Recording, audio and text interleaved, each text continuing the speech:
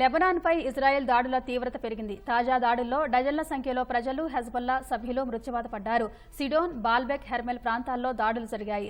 యెమెన్లోని Houthi తిరుగుబాటుదారులు లక్ష్యంగా IDF జరిపిన bomb దాడుల్లో పవర్ ప్లాంట్లు, ఓడరేవులు ధ్వంసమయ్యాయి. మరోవైపు ఇజ్రాయెల్ దాడులు మరింత తీవ్రమైన నేపథ్యంలో మధ్యప్రాచ్యంలో పూర్తిస్థాయి యుద్ధాన్ని తప్పక ఆపవచ్చని బైడెన్ తెలిపారు.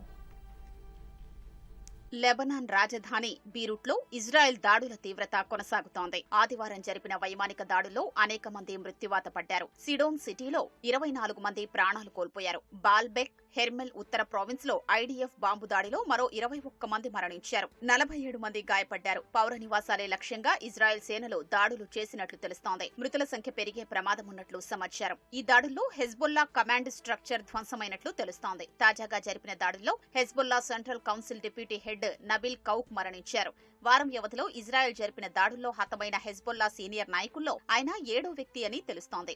హెజ్బొల్లా కూడా ఇజ్రాయెల్పై పెద్ద ఎత్తున ప్రతీకార దాడులు చేస్తోంది.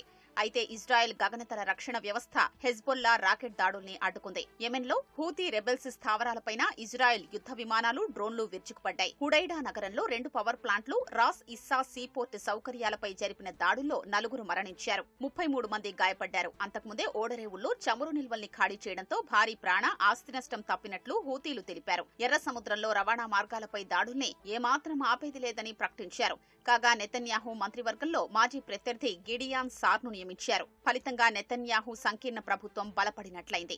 పశ్చిమాసియా ఉద్రిక్తతలపై అమెరికా అధ్యక్షుడు జో బైడెన్ స్పందించారు. ఇజ్రాయెల్ ప్రధాని నెతన్యాహుతో మాట్లాడనున్నట్లు చెప్పారు. మధ్యప్రాచ్యంలో పూర్తిగా యుద్ధాన్ని నివారించవచ్చని నమ్ముతున్నట్లు తెలిపారు. అయితే నెతన్యాహుతో ఎప్పుడు మాట్లాడేది బైడెన్ వెల్లడించలేదు. లెబనాన్పై ఇజ్రాయెల్ ఆదివారం జరిపిన దాడుల్లో డజన్ల సంఖ్యలో పౌరులు మరణించిన నేపథ్యంలో బైడెన్ ఈ వ్యాఖ్యలు చేశారు.